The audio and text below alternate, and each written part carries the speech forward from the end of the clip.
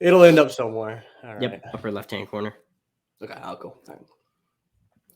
Hello and welcome to the Cubs on Deck podcast. I am one of your hosts. My name is Greg Huss, and today I am joined by my fellow Greg and fellow co-host Greg Zumak. Greg, how's it going, man? It's going pretty well. It's been a good spring, getting better weather in the Midwest. It's baseball season. It's great to go to games and not be like frigid cold. Although we just took my family to a game and it was so it was so hot we were looking for shade, which is a pretty big juxtaposition from a few weeks ago. So I went out to a ISU game here a couple days ago, and yesterday, and I got absolutely like sunburned like crazy. Like I am dying here. I'm absolutely dying. So if you guys are watching online, you see red on me. That's because I am really sunburned. But if you guys are watching on YouTube, you'll see there's a new little setup here. Hopefully this goes well. We're using a different setup than what is typical, so you can see both of our faces at the exact same time. That's what you guys wanted, right? That was the whole point of the show. So if you guys are not on YouTube, then that's totally fine. You can find us anywhere where you listen to podcasts. Let's get right into it, man. We have a lot of names that we've already talked about on this show in the past. I've talked about these guys with Brian, with Sam, with you, but they're probably worth mentioning again. We've got a lot of movement going on in the system right now, whether it's up to the major league level or just throughout the minors and up from Arizona potentially. So I figured that today might be a good chance to kind of talk about these promotions and these call-ups and these maneuvers throughout the system. In addition to, at the very end, obviously, we're going to do the Greg Zumak special, kind of talking a little bit about some draft stuff at the tail end of this episode. If you guys love draft content, then Greg is your guy, and we'll talk about it here today. I don't know, man. It feels appropriate that we talk first about the prospects that have made it up to Chicago, Matt Mervis and Miguel Amaya. I think especially with a guy like Matt Mervis, we might not be able to talk about him a whole lot longer, as he may not be a prospect. He may be up in Chicago for good. So let's go ahead and start with Matt, because I think that he's probably been the most talked about guy on this show, even dating back to like me and Jimmy's show on Growing Cubs. Like I think that we've talked about Matt Mervis more than any other prospect. That's including like PCA and Brennan Davis and guys like that, which is kind of wild. if I had to guess, I'm going to say Cole Franklin beat that by a little bit, and maybe Cole Roederer. But yes, I do think from a long time Greg and Jimmy listener over here, I do think Matt Mervis is like right up in that list. It was and that's talk I like to hear, because I've been a fan of Matt. I haven't been doing the whole writing thing for a while. I haven't been as in the weeds as you were, as Jimmy was, as Todd was. Matt was one of the first people I actually ever talked to. And it was the coolest experience, because as somebody who was just online randomly messaging Cubs players to see if they would respond, and he did. He responded. And he's such a bright, intellectual guy, very thoughtful, and really speak softly and carry a big stick kind of a player, which we're seeing now. He's had a nice impact here at the major league level. I know, we're a prospects, podcast, but it's fun. The ultimate goal is to get them up there, and you want to see them succeed when they do. I will say this, I'll let you jump into wherever you want to go, but the one thing that I've actually just been extremely impressed, knock on wood, it continues, the defense. Like, I'm not saying he's Rizzo out there, but like, he's scooping the ball. Like, he's made some really solid plays with infielders who have had very rangy moves, with Nico and Dansby making a play, throwing it over, and he's not letting it go to waste. I've just been very impressed with the defense. That it just is not what I was expecting. Well, that extra month of seasoning down in Iowa really helped his defense, apparently. Somewhere, Jed Hoyer and maybe even Theo Epstein just sat up and they're like, I was right. No, man, it's interesting with Matt, right? So I think that digging into him, as I mentioned, like, we don't know how much longer we'll get to talk about him on the show as as having prospect status.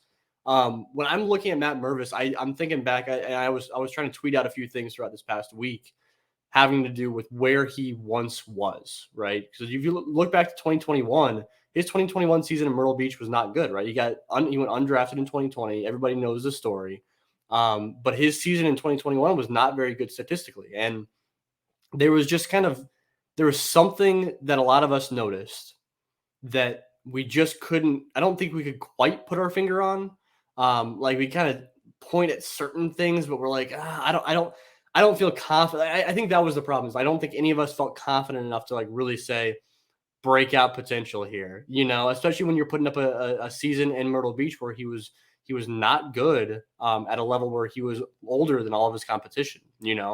But I went back and found a video of it would have been midsummer, or I guess it would have been right around this time, actually, right around May, probably, when Matt Mervis hit a walk-off home run for the Myrtle Beach Pelicans. And it was one of the most, like, for some reasons, like, a walk-off in Myrtle Beach just hits different, I guess, a walk-off home run, because we know, like, it's hard to hit a home run there, but also you just, like, earn those. yeah, it came off the bat different, and, like, for some reason, I went back and found that video. I think Caleb Webb posted that, and I loved that, man. It just like that was one of those like one plays that kind of made me believe a little bit.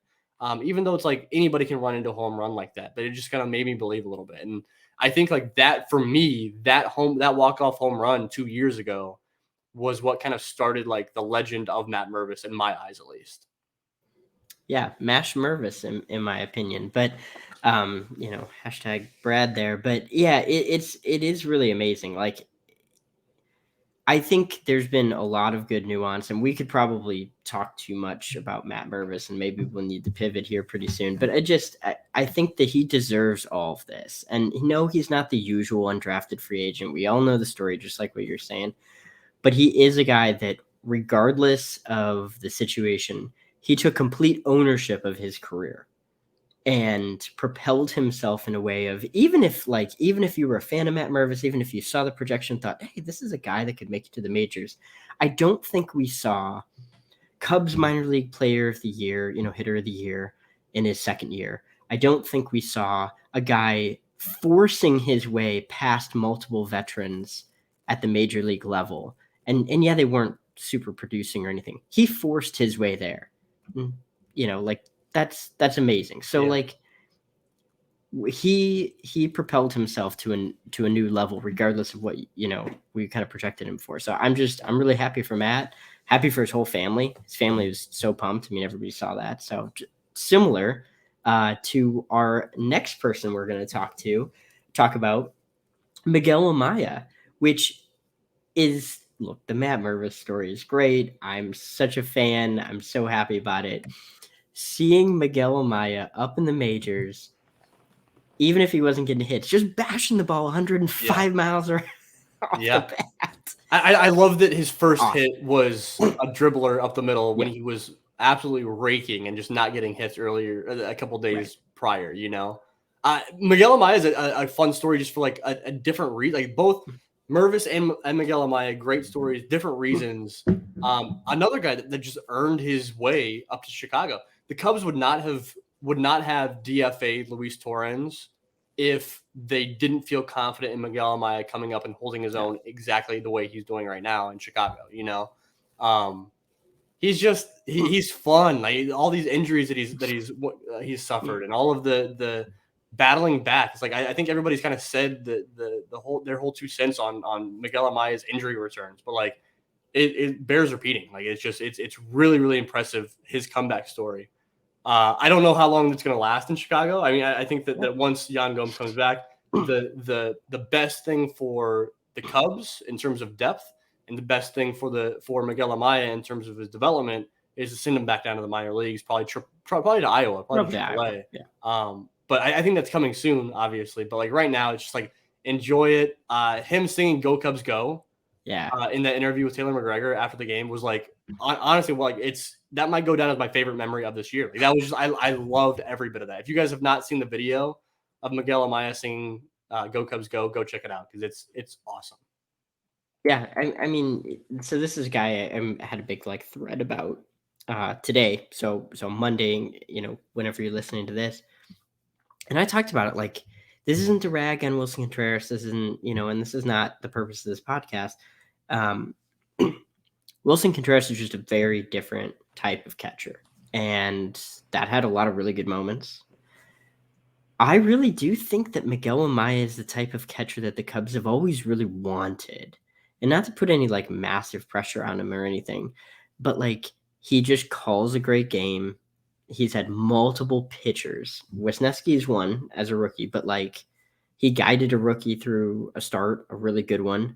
Tyone was making a comment about it. He's just gotten such amazing feedback from all the people around the game that they like David Ross, and love him, don't love him, whatever, it doesn't matter. I mean, he knows catchers, right? So like he knows the intangible qualities in a catcher.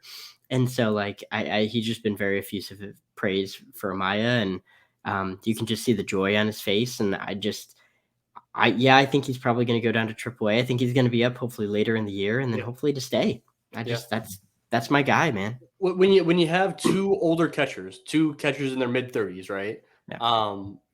You're gonna make good use of your third catcher, whoever he is, whether he's Luis Torrens or he's Miguel Amaya or whoever he is. Like he's gonna get a lot of like Miguel Amaya is gonna go back down. He will come back up, whether it's to stay or to come up for another one of these like few week things and go back down and come back. Like it's I think Miguel Amaya can do that. I just want to see him continuing to get. I'm glad that he's been utilized in like getting playing time when he's been up in Chicago and not just been a backup catcher, just kind of taking it all in. I've appreciated that from David Ross, honestly. Yeah. I agree. All right, let's go from the highest level up in the majors to the lowest level down in Myrtle Beach. And I mean, like, we've gone 11 and a half minutes here and we have not mentioned Jackson Ferris, which is, I think we should receive an award for that because I think Jackson Ferris took the award for getting the most hype on Twitter this week. And for good reason, because he went out there and shoved, dude. Like, the background on, like, why he's, like, I guess him being up in Myrtle Beach is something to praise in itself, right? I would agree. So I've said this a couple times on Twitter, but there were four. So Jackson Ferris is the second round pick for the Cubs this past year. Probably a lot of our viewers know this. He was one of four guys that were consensus first round left-handed pitchers out of high school. So Noah Schultz, Brandon Barrera, Robbie Snelling, and then our man Jackson Ferris. Four guys. Pretty good lefty class.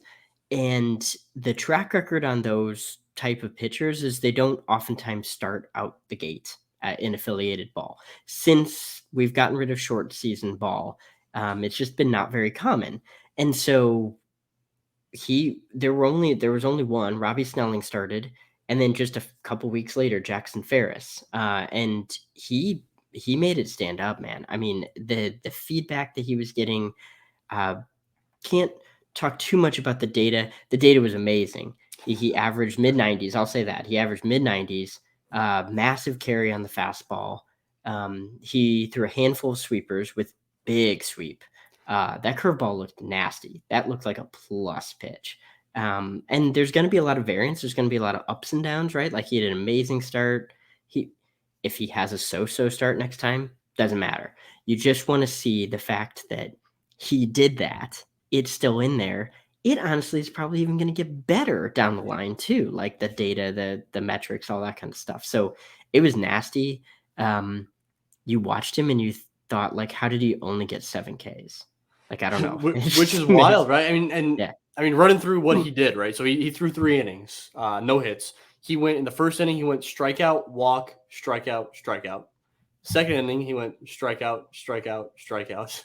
Third inning, he went strikeout, ground out, and a little pop up to left field. And you mentioned the data that is not being shared on the show, but you don't need to have the data to go back and look and see how nasty the stuff was, right? Like the fastball clearly had some extra giddy up in terms of miles per hour, but in terms of like rising up to bat, like batters were swinging underneath it every single time they swung. The sweeper was pretty damn good. And the curveball too. Like you just looked at the pitches and you know those had good data. You know, they passed the eye test too. Yeah, I mean, you could watch it from so like when I try to like scout games and stuff. I mean, obviously, I'm not sitting there with Rapsodo and a whole bunch of data. You can just see the effect of what batters are doing, and there were batters that were bailing out, and he was getting swords, and he was, they're flailing away away at things and their knees were buckling. You don't need to have any numbers in front of you to be like, "Ugh, that was nasty It was, stuff." dude. So I went back and my way of consuming the Ferris start was I was busy that night, which is what has been the norm recently. And so I've been going back and watching, like I've been checking Twitter, seeing what the buzz is all about, and then going back and watching multiple starts as I'm like laying in bed. And I popped open, it was like 11 o'clock, and I popped open my phone, and I was like, and everyone was Jackson Ferris, Jackson Ferris, Jackson Ferris. I was like, oh my, I was like, what did he do? And so I pulled up the box score. I was like, oh, he did that. It's just like, I mean, that is. I went back. I haven't done the research on it. I don't know if you probably don't know that. I don't know that you know the answer off the top of your head. I can't. If you do, you're amazing. I don't know the last time the Cubs, the year after he was drafted, had a high school draft pick in full season ball. This quickly, especially. Right. I don't know that's happened. People, I tweeted it out and people were saying, well, like prior. But I was like, that's a long time ago, dude. Like, and he was out of college. Yeah, I mean, somebody, I don't even know. It was, but it's like this has been a long time since that's happened, you know. So this is amazing in of itself. Then you throw in the fact that he looked amazing. He's gonna go on spurts where he doesn't find the zone. Like that, he's a 19-year-old kid. He's gonna go on spurts where he doesn't find the zone. The one walk, I think he missed. Arm side up with up. The fastball 4 times. It was arm side up. That's gonna happen. That happened in one at bat in his first start. That's gonna happen more consistently in future starts. The dude's 19 years old. It's amazing what he's doing so far. The stuff is nasty, and so far he has not been a big control problem guy either. So it's like I am real just from one start. I am way higher on Jackson Ferris than I was previously. Yeah, was sending a message to friends of mine, similar kind of Cubs prospect people. And I just said, I was like, I had sent them like my top 10 starting pitcher rankings. We were just batting all the stuff around in a little group chat. And like the next day, Jackson Ferris did that. And I'm watching it. I'm like, I think I'd actually move him up. Yeah, dude. It was enough to watch that I was like, okay, that's pretty legit. Very, very legit. More legit than when I watched him at IMG. Video scouting. So it's impressive. All right, let's go on to a few other guys that are at new levels. So Jackson Ferris was one new guy. Let's go to another pitcher that in the same draft class, the first rounder. So Ferris was the second rounder. Cade Horton was the first rounder. I don't know if it's officially. I don't think it's officially through the wire yet. But as you guys are listening to this, it surely will be. And we've literally seen pictures of Cade Horton in South Bend. So it's about as official as it can possibly be. Cade Horton has been promoted up from Myrtle Beach up to South Bend. And I mean, like, if it's the most deserving promotion in the entire system so far this year. Yeah, I think so. I mean, he's looked really good. He finally gave up a run. So maybe that's what they're waiting on. It's just like, okay, good. And a little humble experience. But no, so the interesting thing with Cade, though, I mean, I'm sure you've seen this too, is that like the stuff just overmatches that lower level. So it is good that he's getting promoted because he's not a finished product. I had somebody, I don't know if you were on this too, but people were like in my mentions, I think they're in your mentions, and they're like, what about if he's just the Cubs closer this year? No, this isn't meant to disrespect anybody who messaged that, but like, and I had a couple people say similar things, and it was like, look, what he's doing is awesome. The degree of magnitude is so far. He's not ready to do that. Are you sure? Are you sure it's not just from when I was shooting you guys a text, you and Brian a text saying like making a joke of it? No.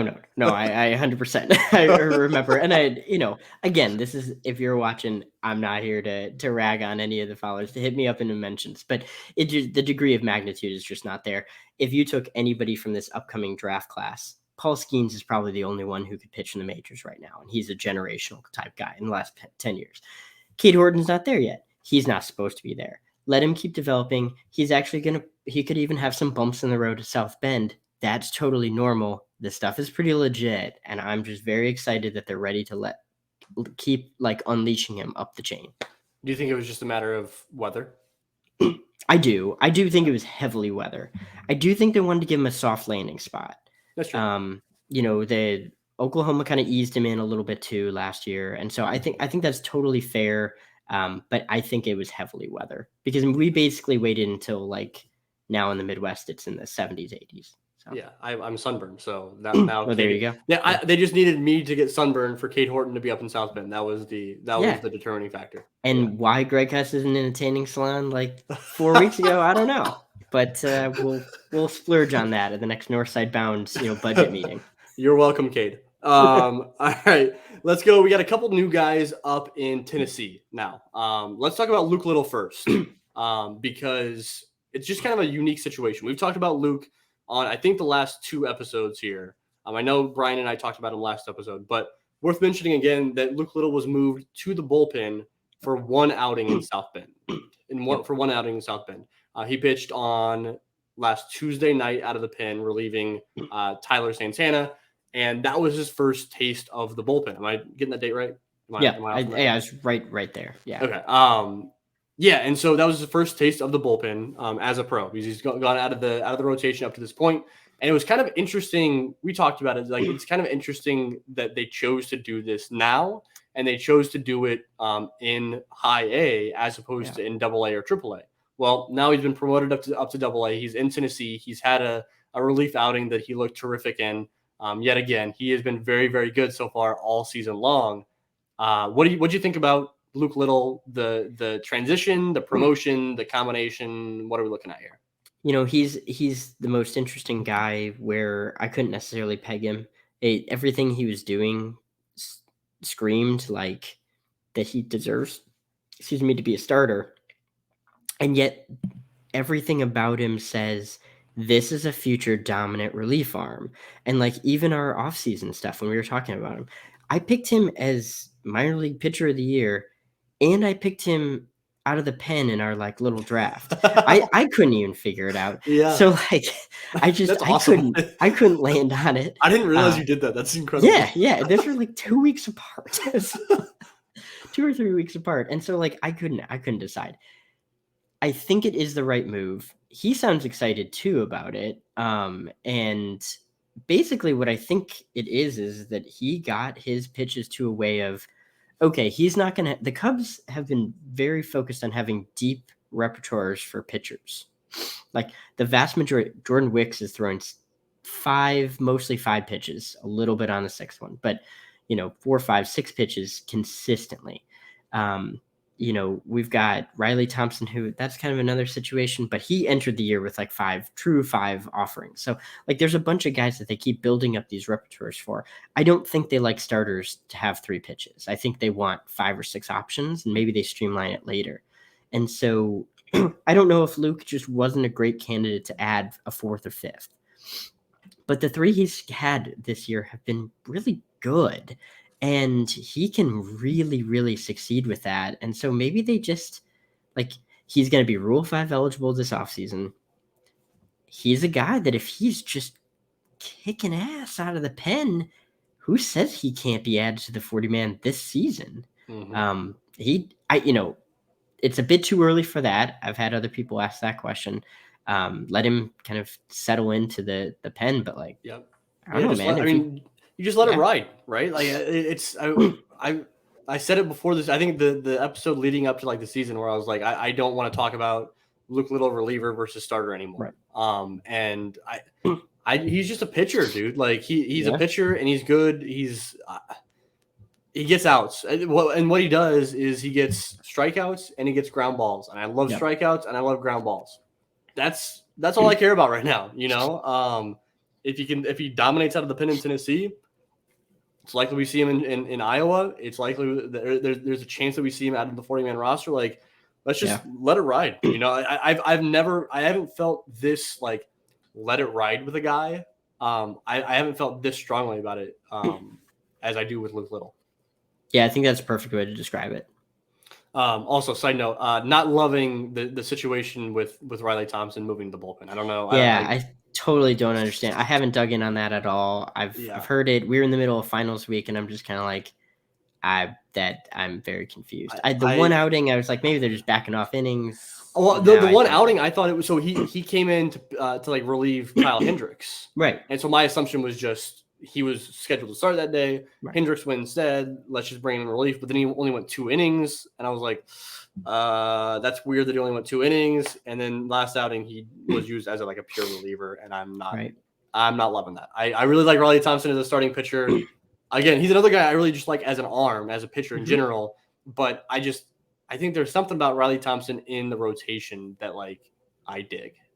Yeah, I really like when I picked it, and he was my comeback pitcher of the year or player of the year for Northside Bound. I thought that his role was going to be these start for a bit, then if he's going to be up is in this 2 to 3 inning multi-inning role, just like how the Cubs have been breaking guys in.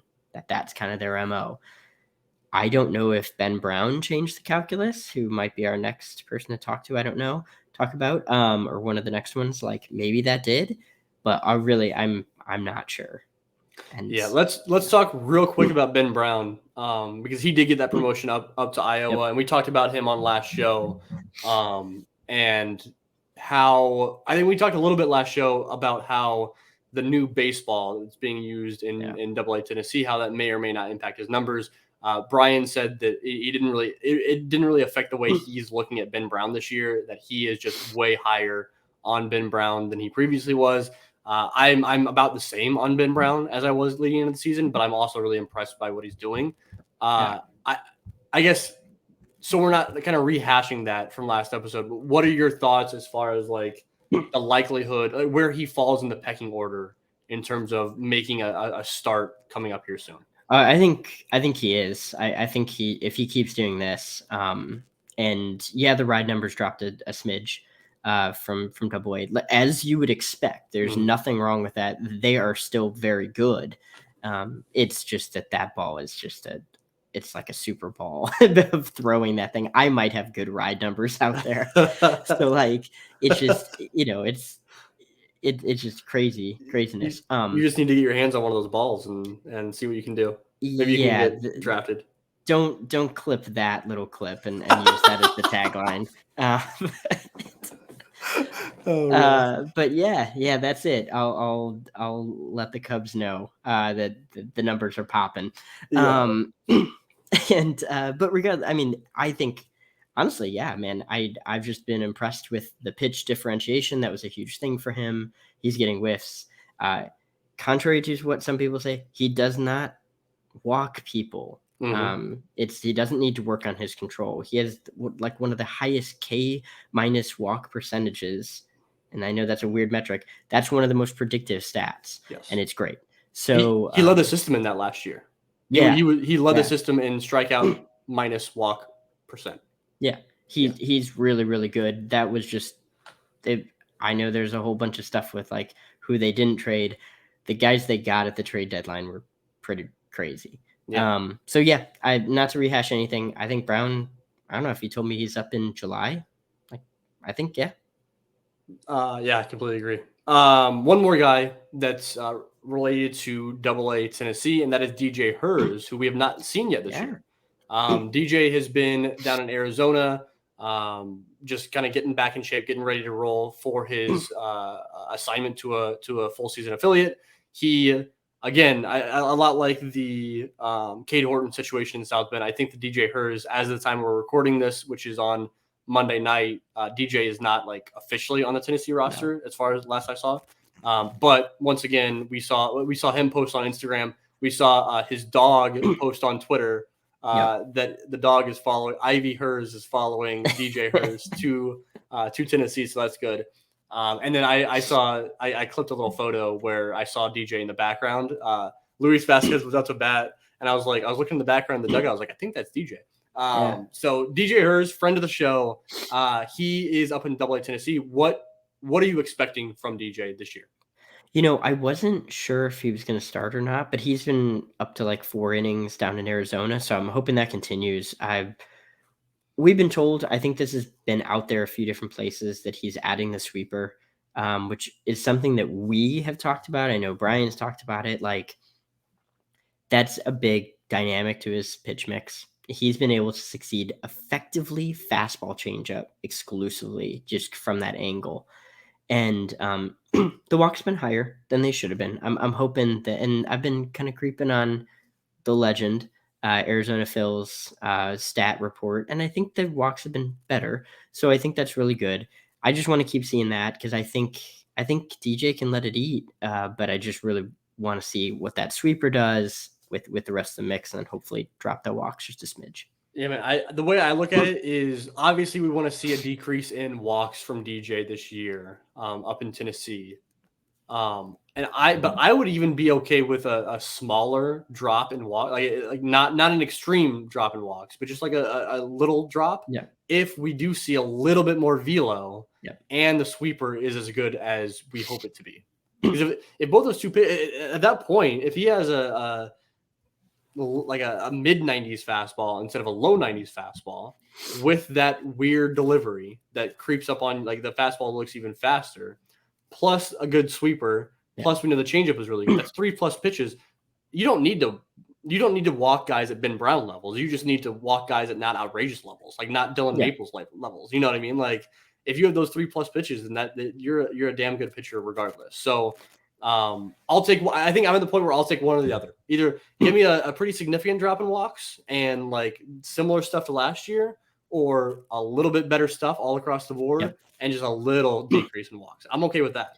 I mean, that's the K minus walk percentage, right? Like, that's effectively what it gets to. Like, you can have people who just don't walk anybody, or people that do strike out people, and these numbers can be basically the same without how everything works out. That's what you just want to see, a little bit of progress in it, a slightly deeper pitch mix. And then, I mean, yeah, I agree. The velo, I think, is important. It's in there. He's touched like 97. Like, it is in there.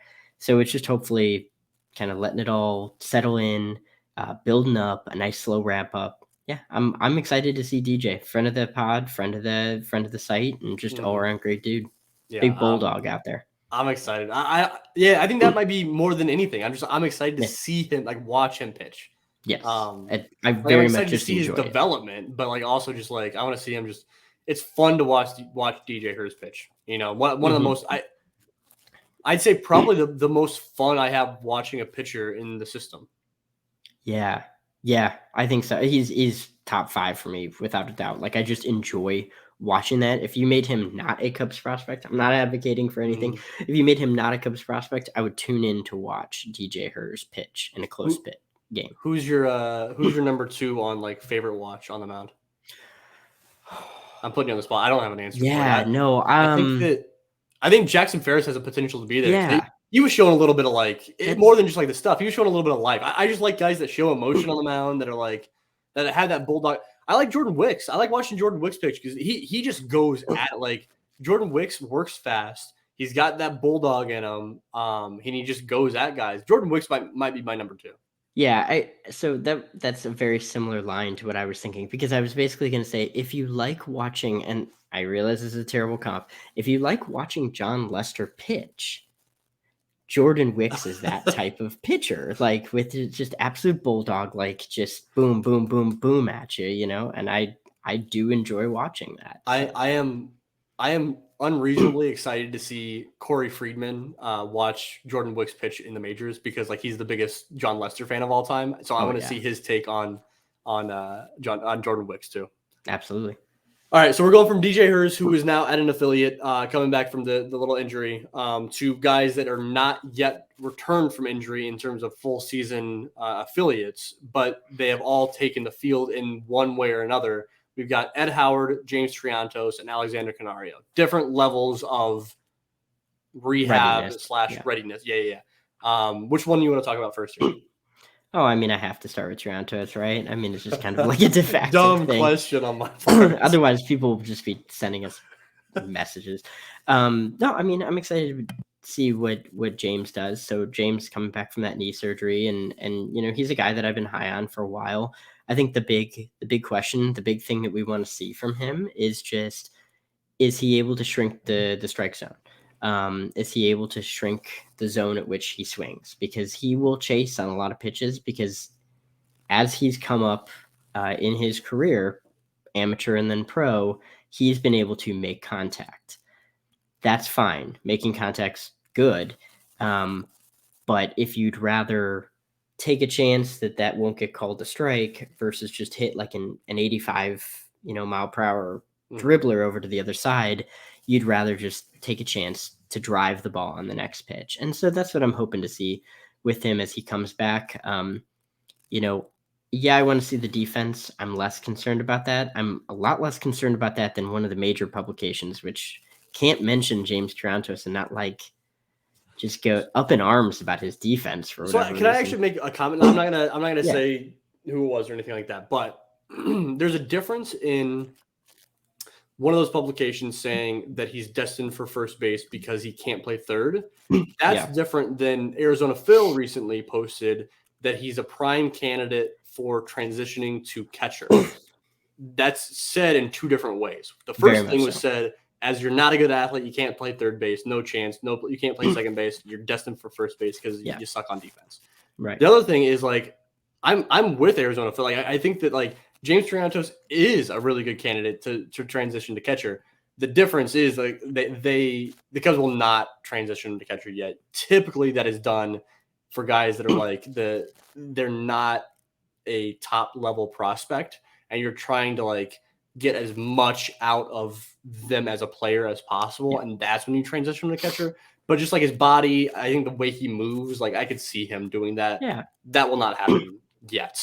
But I don't know. It's just like it's the way it's said, I guess. Yeah, it's all about couching your position. It's all about the delivery of your opinion, because that publication is certainly welcome. I mean, they're a massively reputable publication, and if they want to say, you know what, when I've seen him, the defense just hasn't been good, and I really wonder if he is down the line destined for first base. That's a whole lot different than this guy is basically a right-handed Ty France, is what that was the line. And I don't like being so definitive, especially with defense for a 19-year-old. That just doesn't make any sense to me. So without derailing this too much, James has some work to do on that. And part of it is being able to recognize and handle balls with a wider tool set. And so what that gets, because I asked a lot of like people that specialize in like infield training. I said, this is what I saw when he was prior to being drafted. This is what I'm hearing now. Like, how does this jive? And the gist is watch how he fields the ball. A lot of them are fielded in the same way. And so when balls take a different bounce, this isn't Dansby Swanson, who I realize that could not be further in comparison, but like Dansby can handle things in so many different ways because he like has trained himself in that way. And a lot of it's just, God-given talent too. That's what James is working on, which like a lot of people. So that's what I want to see him handle is the hard hop. What is he going to do? I'm working on that too. I'll try to get better at that. I like the comment from Arizona Phil saying that Triantos is, I think it was Arizona Phil that said that he's running around like he never had any problems at all. Like just because he is just like he's a dirtbag on the baseball field, and I'm excited to watch that happen again. So I think that we might see him assigned to South Bend here in the next, I'd say next couple of weeks for sure. It would be my guess here. Let's do Ed Howard, another guy that will be assigned to South Bend once he is assigned. He might be a little bit behind James Triantos based on reports, but he is, of course, returning from the really severe hip injury, the freak accident last year when he was in South Bend. An injury that I was far more concerned about that than other injuries that have happened to players on a daily basis, But again, very excited to see him taking the field. He's playing in scrimmage games down there in Arizona. That's just like that next step you want to see from Ed Howard, Yeah, I'm excited for Ed, the person, to be honest. I think, we had a lot of conversations when that actually was happening, that was like, it was just really hard to hear that and hear the aftermath, and just I'm hoping Ed just goes out and is Ed Howard, I guess. So it gets interesting, right? So Kevin Made is at shortstop for South Bend right now, and he is looking good offensively and defensively. There is a spot up the middle, in my opinion, for Ed Howard to go. What do you think as far as do you have any expectations as far as who the shortstop is in South Bend? Will they split off time back and forth? I don't know how I feel about it. I don't know how I feel about it. I mean, because Made's been pretty good, and I've actually been a pretty big fan of Made in the past, and I Yeah. was really bullish on him, and he's had moments that he's shown that. Um, I'd like him to kind of split. I think that that's good for Ed Howard's projection in the future. That if he needs to slide over to second base, not like because he can't be a shortstop, but because that's the role, then that would be nice to see. To be honest. I think that it's a tough spot too, right? Because like Kevin Made is not ready for Double A Tennessee, Yep. so you're in a situation where like neither of those guys is going to go there. South Bend is just where it has to happen. So Yeah. it could get interesting. I mean, I think that regardless, right? Regardless of who is playing shortstop and who is playing second base on any given day, you should not read into it at all. It's just Yeah. there's two shortstops playing in South Bend. That's how it is. Yeah, I mean, I will say just without going too deep, like they've been really aggressive with Made in the past. So like, if you told me like later he somehow was in Double A, I'd just be like, okay, like maybe they've just got a good feel for this. But I personally would look at him and say, let him stay in South Bend. That's just my view on it. Imagine 3 20-year-olds playing in Tennessee. I mean, Owen Casey, PCA, and Kevin Made. We've got to come up with like a shortened acronym for Kevin Made if that happens, because you can't have ONKC, PCA. It has to be something. So, Greg Huss, as leader of the pod, you are in charge of that. I'll work on if that. it happens. I'll get back to you. I'll work with Joe at Obvious Shirts on that one. All right. All right. Last injury guy that is returning. That our guy Rich Biesterfeld captured some photos of Alexander Canario taking some BP. He's obviously well behind where James Triantos and Ed Howard are in terms of their return. But for Alexander Canario to be taking BP right now is just like that amps me out, man. I'm so excited to see him returning in some capacity. Yeah, do you remember in the winter? It was like maybe February or something. He posted on his Instagram that he was back or coming back on the field. Yeah. And of course I like took a picture of it and shared it. I was like, whoa, like Canario is saying he's back. Oops. He was just like retweeting or whatever the term is on Instagram, as I'm so old. Wow, you sounded really old just now. That was it good. Did. It sounded so bad. But like sharing, I could just say sharing. Yeah, there you go. Sharing somebody else saying that. And so of course he like reached out in messages and kind of like, no, I'm not back yet. Because it just that felt like superhuman. That felt like there's no way, right? Yeah. But I was like, that's what he's saying. It's really exciting to see. I really, what happened was, I think, changed, I don't want to be too dramatic, but not the trajectory of the franchise, but it definitely did affect the overall projection. I swear on everything. If Canario did not get hurt, one way or the other, I think they trade an outfielder for one of the starting pitchers to the Marlins. That was the chatter out of Miami. That was the chatter out of, I'll just say, a friend of this podcast that's, kind of chatted with us like that. I think that was going to happen. So, it's crazy. It's just crazy stuff. I'm excited to see him back. Yeah. He just brings a different element than a guy like Kevin Alcantara, right? Where like Kevin Alcantara is something you can dream on, and PCA even to a certain, I think that PCA, we know he has the elite defense. So like the floor is already there for PCA, but like offensively, it's just like something you can dream on with PCA to a certain degree still, even at Double A. Yeah. Canario though, like the power is there, regardless of like how much he makes contact. It's just like he has elite power, and that's like not only something you can get excited about, but something that like brings that Patrick Wisdom floor, already to play. So it just brings something else to the system, and I think again I don't want to speculate too much, but I think we're still a ways off from seeing Canario in games or assigned to AAA Iowa. We might see him do the minor league rehab tour like what Brennan Davis did last year, a couple of years ago. Yeah, start in like South Bend and then move up. And it's mostly just to get to acclimated. Again, it's that like soft landing spot. Yeah, exactly. All right, man. Any other current Cubs players that you want to talk about before you move on to your segment? No, I think that captures it. I do want to say the big question for a lot of people is what about bullpen support?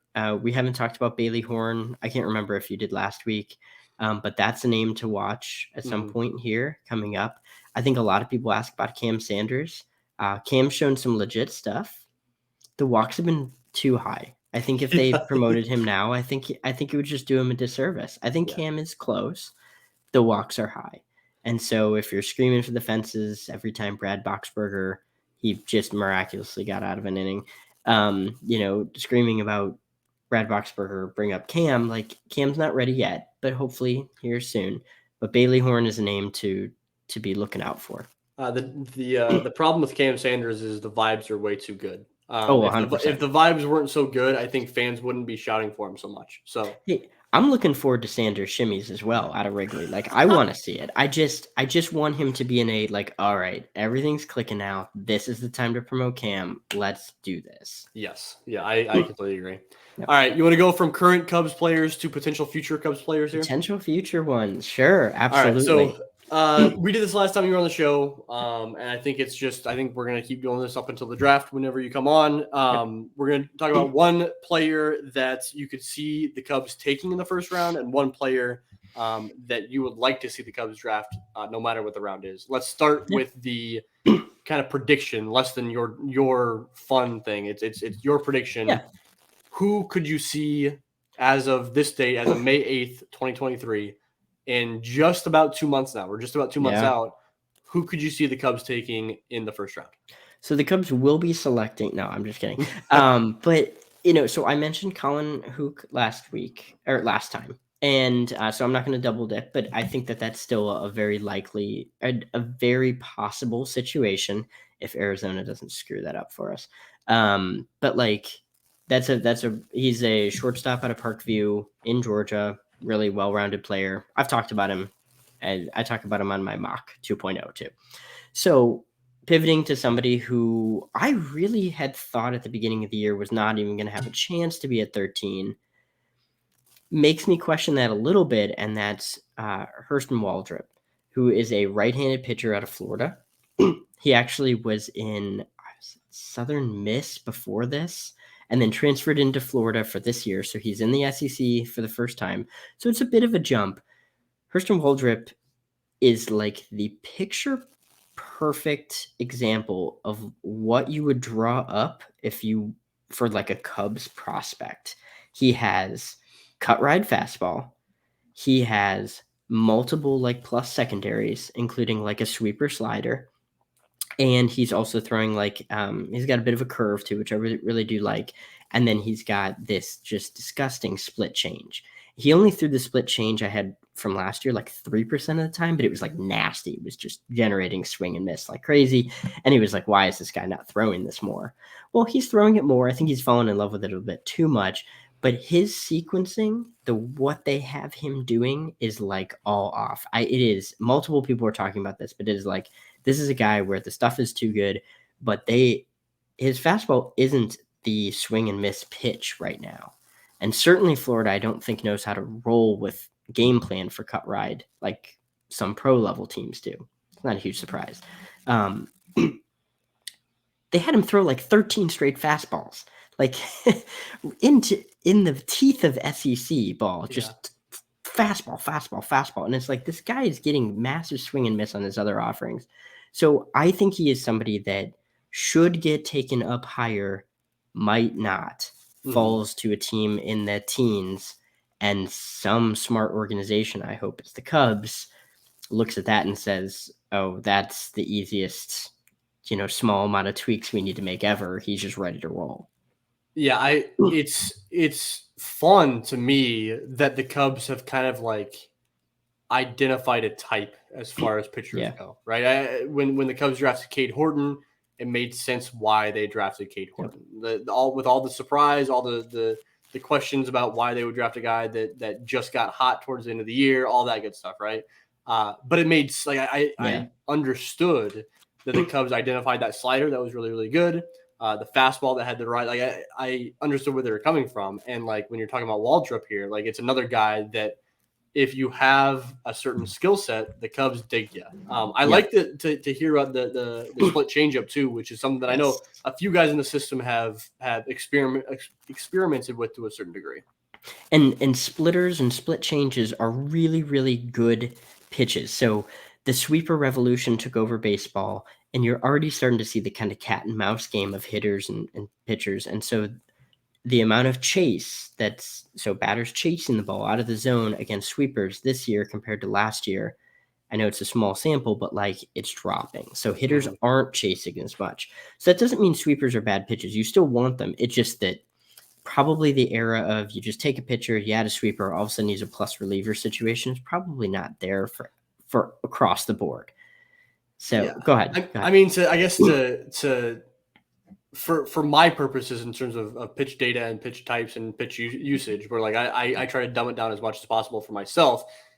I look back to 2 years ago when we were talking about spike curve. Bingo. And then that lasted a year. Yep. Now we're talking about sweeper. That may last more than a year, not much more than a year. I wouldn't be surprised if like splitter is that next pitch. It's the next spike curve, sweeper, splitter. Dude, I honestly, I 100% agree. And Stephen Pappas, who is Northside Bound contributor, he's helped kind of contribute to a couple upcoming pieces here. We've talked about that. And as far as like, what is the next pitch that's going to take over? And it's not just us. I think there's a few other people that are like, it's probably splits or split changes. And they just are very good. Baseball's trying to find a way to limit the ball from getting into a barrel. Because if you barrel the ball, not every time, but like, boy, you've got a pretty good chance of doing some damage. And so you want to limit barrels. For a while, cutters were even in there too. The Cubs went from knuckle curves, spike curves to, we're going to teach everybody a cutter. Yeah. Or refine a cutter, fix a cutter. Then it moved into sweepers. And then, I mean, I'm not sure they're splitter, gurus yet, but I do think that there's an interest in bringing splitters into the organization. Well, Mark Leiter Jr. is the splitter guru. So yes, he is. Like that's why Mark Leiter Jr. is successful at the major league level is because of that splitter. Like that's he has other good pitches, but like if he did not have a splitter, Mark Leiter Jr. would not be doing this. That's exactly right. Yeah. So it's just whatever's the in style pitch at the time. All right, let's go from who you predict or like who you could see the Cubs drafting in the first round to a guy that you just dig. It can be a second or later round pick. I love hearing your James Triantoses of this year. Yeah, and I don't necessarily have any connection on like whether the Cubs love him, although this does fit a certain demographic that they have. And so I'll go Trent Caraway. He is an Oregon State commit, and they just love Oregon State commits or players that played at Oregon State. I do think there is something to that, by the way. I do think that they like the way that Oregon State identifies talent. Not saying that they would like turn down people in the SEC just to take Oregon State people, but I think that they just have a similar viewpoint on how to ID talent, and so they just have a lot of overlap there. But Trent Caraway has shown out really, really well. He's a guy that he's played some shortstop. He's actually even played a little outfield. He's probably a third baseman in the future, and he's looked pretty good moving laterally to the ball. I clipped a little bit on Twitter of his games at like USAA. USA baseball. And so like he had a few like really, really good standout moments. He's looked pretty good this spring. I think he's probably a second round pick, but somebody that you just kind of build up. If you want to ID like, okay, who's the third baseman of the future or something, not that you're drafting for need, he fits the archetype of like, oh, this is somebody you just keep moving up the system as a third baseman. And so I really dig Trent Caraway. I think he's a very exciting guy as a high school player. And he's been somebody that I've had my eye on for a bit. What's his thing, I guess? Like, is he, I mean, I know that like with Triantos, it was like you were getting, I mean, I'm referring to Triantos because he was another second round pick who plays third base, who is your boy. But like with Triantos, it was like really, really, really good bat to ball skills. Yes. Is that something with Caraway as well? Yeah, I mean, he does have a I think projecting to be a plus or around, above average hit tool, I think that is something that he's actually a little bit better at than power. That being said, this spring I've started to see him drive the ball really well. And I'm not out on the West Coast watching these games in person, so I can only log into the ones that are at showcases, or that's clips that are sent to me, or some other kind of context that I've had. And so it's limited viewings, and so I'll own that that's a limitation to it. But yeah, it's good bat to ball skills. He's actually had some where he's driven the ball deep into the night, at a very cold night at the time, and so it's just been very impressive to watch. It isn't the same freaky, that's Fangraph's term, but bat to ball skills like Triantos had, but it's good. It's really good, and I think the overall profile does well in pro ball. So I'm trying to remember there was a stat while we're on the Triantos thing.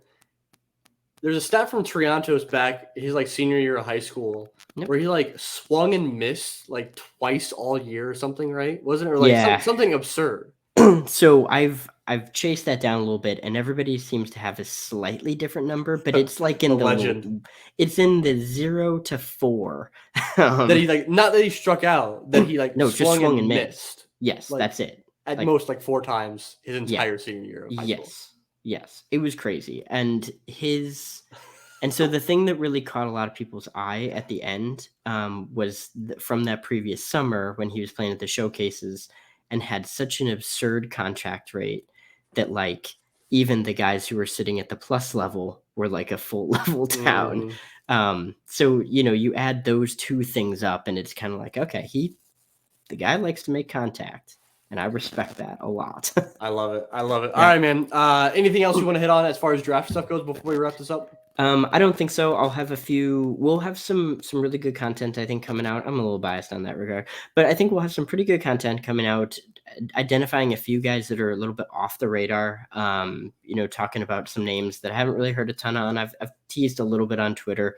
And then we're hoping to do a collaborative mock with our friends at a few different sites, at least one site, where we can kind of pick each other's brains. You can have a different, perception on some of those. We actually did it was fairly successful, even looking back on it that month later. So I think we're going to hopefully have that at Northside Bound here pretty soon. Nice. Very nice. You can find my work. If you guys are here for a stats page update from me, still not automated. But honestly, I'm going to be honest, guys. I'm going to be honest, Zumac. That's not because I'm struggling at this point. It's because I just have not had the time to go into the spreadsheets and fix this up. So as soon as I have more than the 2 hours it takes me to edit, to record this podcast and edit it, I promise I'll get into those stats pages on our website and get those going for you guys. I've been trying to update those every morning manually. So those have been, I think, as you guys are listening to this now, I think that we're just missing 1 day's worth of games. So those have been updated off and on. You'll go in there and check it out, and you can always compare and see how that relates to how many plate appearances they've had over a Baseball Reference or something. So I'll get that done as soon as I possibly can. I promise, guys. Besides that, you can find this show on YouTube at Northside Bound on YouTube. Let us know what you guys think. Leave a comment about this new setup using StreamYard instead of Google Meet, which we were using before. You can see both of our faces. Let us know if you hate seeing that. That's okay if you do. Besides that, you can find the podcast on Apple, Spotify, Stitcher, iHeartRadio, all that good stuff. Leave a rating, leave a review, leave a comment, leave a like, all that good stuff. We really, really appreciate when you do that. It means a lot to us. So in the meantime, we will be back in your ears in one short week. I'll have not Brian joining next week. It'll be a new special guest, no broadcasters. It'll be somebody that has not been on the show yet. So spoiler alert for you guys. We'll be back in one short week. Thank you guys so much. All right.